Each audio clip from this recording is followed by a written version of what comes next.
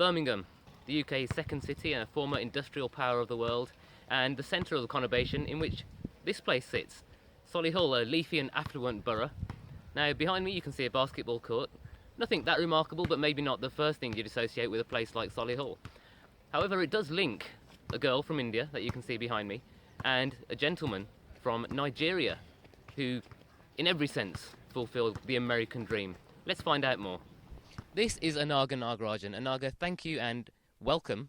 Tell us a little bit about yourself from a non-basketball point of view, where you're from, and a little bit about, your country, your city, your state, etc. Okay, I'm from India. I'm from Bangalore, that's in South India, Karnataka basically. Bangalore is really heavily populated right now. It's one of the populated cities I've ever seen. And it's known as, of course, garden city. It's really good. Many people prefer staying there because the place and I find it very similar to what I stay here. Yeah. Other than the fact that it's a bit less populated here. I find a lot of people. I think Karnataka has probably got a similar population to maybe a European country. India is itself a very populated country, so especially in the south, it's really dense. It's densely populated. Now, so what are your interests in terms of school? What subjects, and what do you like doing out of school in your free time? I like, of course, science and maths. In my free times, I usually do artwork. I paint or draw something or something like that. Okay, I've got a feeling maybe you play a little bit of basketball as well. Yeah, that's there. Apart from that stands equal to my studies for me. So in my free time, in a sense, excluding the both, if I have any free time, then it's always artwork, or sometimes I do watch movies. And what sort of professions do you think you may grow up to move into? What are the possibilities?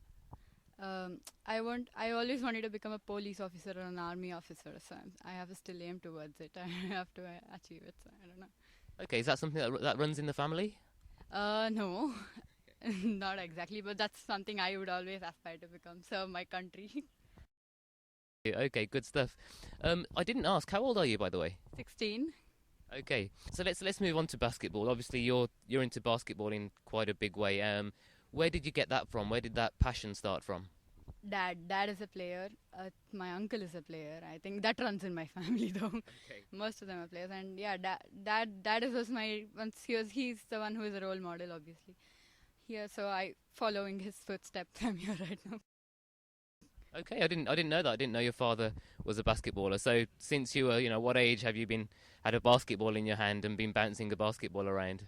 If you ask me this, then from a very young age, I have photos from 3-4 years holding a basketball. So, but yeah, seriously practicing, it's been 4.5 years that I'm really myself interest. I go and I practice. That's 4.5 years from now. Okay, great stuff. And have any other girls in your family followed the basketball route? Yeah, my sister.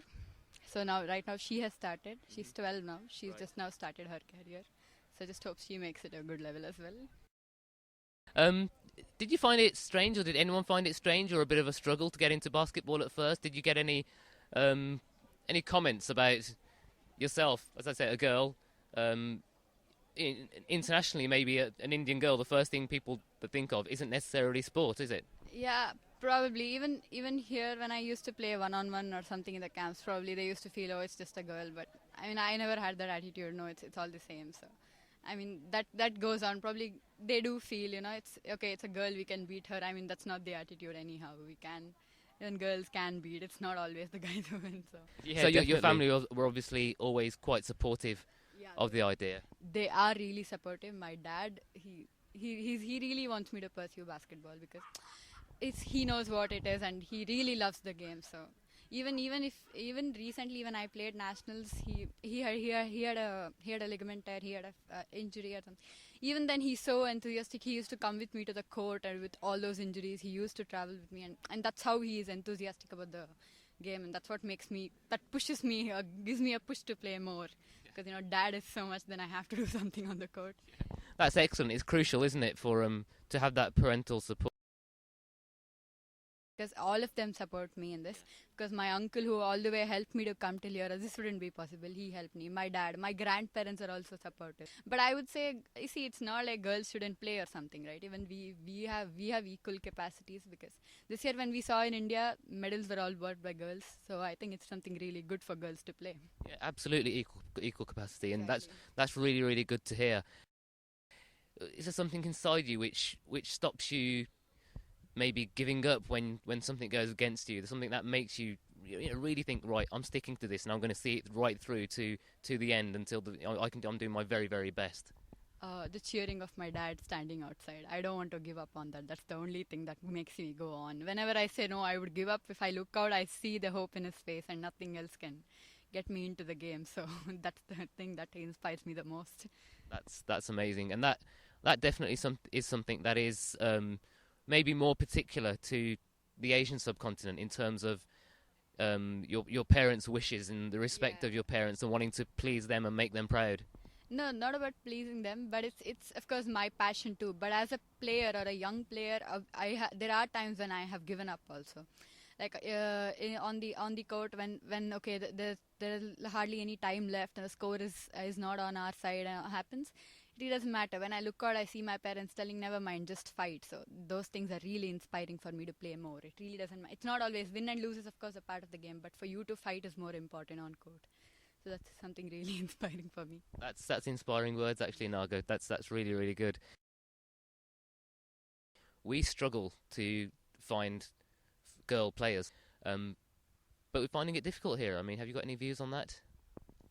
Probably they should come out, because I'm sure girls are not meant to just sit at home. They can play. That's what I believe in. But it's again left to them, because they are supposed to be inspired. They come out, then of course they have to come out. They have to work hard. So I feel girls have to come out, at least in reasonable numbers right now, so that people don't talk so much. Yeah. And from your experience, how would it benefit those girls if they come and started playing a team sport like basketball? It builds their character. They can fight anything in life. That's what sports has taught me. Never give up till the last moment. You never know when the table might turn. So it's for it'll help them build such a character that they can face any danger, anything in their life. Future, of course, you'll face a lot of politics. You'll face a lot of things if you in your future or in your work or any place you go. But I'm sure sports will help them come over all of these. That's a really inspirational and response. That is something that I think would resonate. But it will build your character and it will prepare you for situations in life where you need to overcome adversity. So I completely agree with you there. Okay, let's move on to specifically why you're here in the UK at the moment. So you've recently attended a camp in Birmingham. It's a camp that was organised by Hakeem Olajuwon and the City of Birmingham Basketball Club. So tell us what you know about that camp, how you came to attend, and your experience there just in the past week. Okay, I came to know because of my uncle, because my brother practices there, so he was attending the camp, so he asked me if I would like to go into it. So yeah, I had to think because it's an all the way traveling from one country to the other, and I have schools this time. But yeah, I would say something it's energy that got me here. It was a really good experience, and really thanks to him for making me come here. Yeah, I learnt a lot in terms of, because the skills I have seen in India or the skills I have seen here is of course different. Because here, and one more thing is, I played a lot with guys. That helped me a lot. Make me stronger probably, make me play rough. And the dribbling skills they have is really fast. Guys, I mean, their dribbling skills are something really fast. Inspires me to go and learn more now. Because I have to go and practice now, because there are a lot more to achieve, because going to the top of this camp is something that's really great to achieve. So I need to get back and practice, and that's how it is. It's really good. I've learned really a lot of things. Of course, the staff here were really helping. They spoke to me. It was really nice when they're so overwhelming and welcoming me here. I was really happy about it. And yeah, and the coaching style was a bit different what I've seen in camps in India, and it was really exciting here. I really enjoyed it. Okay, without wanting to put you on the spot, do you remember any of the coaches, any of their names who stood out for you particularly or particularly helped you? Yeah, of course, my team coach Matt sir helped me a lot, and Peter sir, he gave me a lot of advice. Yeah, I think they're the two. And Rob sir, he also gave me a lot of advice. Yeah.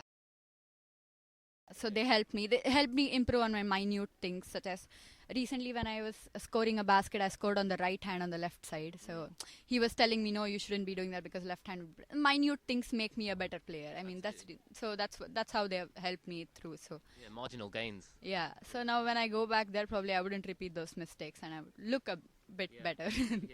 Yeah. So Matt Catlow, really good coach. I've seen him working with what we call our minis, our under 11s. He also has coached our under 14 conference team. He's a really nice guy as well. A really nice guy. Peter Mintoft, he was the camp director, really massively experienced coach in the UK. And he was actually Rob's mentor, as you probably heard from the speeches. And of course Rob, who started City of Birmingham basketball some 14 or so years ago, and he basically is City of Birmingham basketball. He's seen that club through to where it is today. So it's really nice of you to make those comments. Tell us what you know about Hakeem and his history. Well, he's a great man. He's one of the greatest NBA players that NBA could have ever seen. Well, my experience is I got a picture with him, and that's my luck. I uploaded it on Facebook, obviously. And the comments I got were really impressive. All of my friends were really stunned. Oh, you got a pic with Hakeem. I mean, that's something really great. So all of them were really, they were really, probably some of them were even jealous, as a friendly way. So, I felt really good. Working with, at least even seeing him, people aspire, and me working with him is something, that's dream come true, as his name says, dream, yeah, something I could really meet him. And of course, there were videos which were there, and during the lunchtime we saw, there was a lot to learn about him. Because he's a legend who has of course, I've heard he has taught a lot of NBA players, and he coaches right now. And that's really great for such a great man to come over here, talk to us, teach us, and I feel that's something really great that I've had here. Yeah. So it's someone that your friends instantly recognise. He's just an icon, right? Exactly. He's a basketball icon. So they of course they do recognize him, and they know he's one of the men who's Hall of Fame of NBA there, and he's so famous, and he's no less than Jordan, Kobe Bryant, or anyone. So it's my pleasure to really have met him here. I'm lucky, I should say. Yeah, just to add that for those who don't know, Hakeem was he won the most valuable player for the NBA for regular season, for the finals, which is basically the best player in the world at that time. He's got a list of records as long as my arm, not just records for a big man, but he's done things that are very surprising for a big man in terms of assists, blocks, steals, baskets, points, the whole thing. And something that many people in team sports the world over haven't got, an Olympic gold medal. He's even got one of those for the USA. Okay. Now probably I would go back and watch more videos of his, because I would obviously like to learn. Of course, I can't do it to his level, but I'll have to try it. Of course, I like his post moves. They're really quick. Something that I have to learn, which I lag behind in. He's someone whom we all have to look up to, because he's someone really great. And yeah. So what position do you play in, Anagha? I play forward in my state and national level. I usually play forward. I play forward and shooting. You play at state and national level. Yeah. So just give us a quick breakdown of what level you've got to, what you've achieved in your various teams. I've played for my state, that's Karnataka, in the national for 5 times. We have got 1 silver medal. That was this time we got a silver medal in the youth national championships. And I've been to 2 Indian camps in my when I was in under 13. And from there was these selections of top 10 in the Indian camp, where we got selected to an NBA camp, which was very similar to what was here. It was an NBA camp. So yeah, those are my achievements. So you were in that top 10? Yeah, I was in the top 10. So this year we have another trials, probably 5 in the camp. So I don't know. Wow. And so you've played for your state, who finished second in India. And this is India, guys. So India, like I say, has got something like, crudely speaking, double the population of Europe. So a state there is literally like playing for a country over here. So that's very impressive, Anagha. Well done for that. Guys, this is Anil. He's Anagha's uncle, who's made it possible for Anagha to be in the UK. How you doing? Thanks for coming into the little interview at short notice. Thank you for having me. Okay, so the reason we've actually come here, this wasn't here about a year ago. And you may know that Hakeem, and he came to this park and he saw there's no basketball court.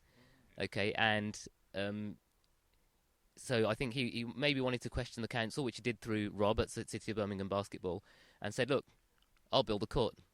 So Hakeem actually ordered the basket from America, and he's paid for that. And Hakeem actually paid for the building of this half court in Malvern Park in Solihull. And that, guys, is what links Anagha here and Hakeem Olajuwon, as well as the camp that she attended. So, you know, any of you guys in Solihull, guys, girls, anyone anywhere else wants to come and use this court, and there's not many facilities in Birmingham quite as this impressive, let alone in Solihull. It's the court that Hakeem Olajuwon built. And Hakeem Olajuwon, who's made it possible for Anagha to get this great experience in Birmingham, thanks to her uncle, Anil here. It's always a pleasure to get Anagha back. So, I mean, she is more than a daughter for me, and always, looking forward for her to come back to UK and settle down in UK with us. That's great. Anagha, you've given us some really inspiring words, and I thank you so much for joining us here this morning. It's probably a little bit colder, possibly, in the weather you're used to. It is, because usually when I practice, you know, it's in my club, in my club it's not usual practice. I practice with my coach because my dad coaches me, but I have another coach who comes to my court usually when I go. He sees to that I am there, and he takes one-on-one coaching with me. You know, the weather is not like this. You know, it's really hot, and you know, Sunday morning it's never like Saturday morning. It's really warm, and here it is really cold, but it's fine. I really like this weather also. Okay, we'll let you carry on practicing so you can warm up a little bit more. And I just want to say thank you guys, both of you, for your time today. Thank you very much. Cheers, Anagha. Good luck.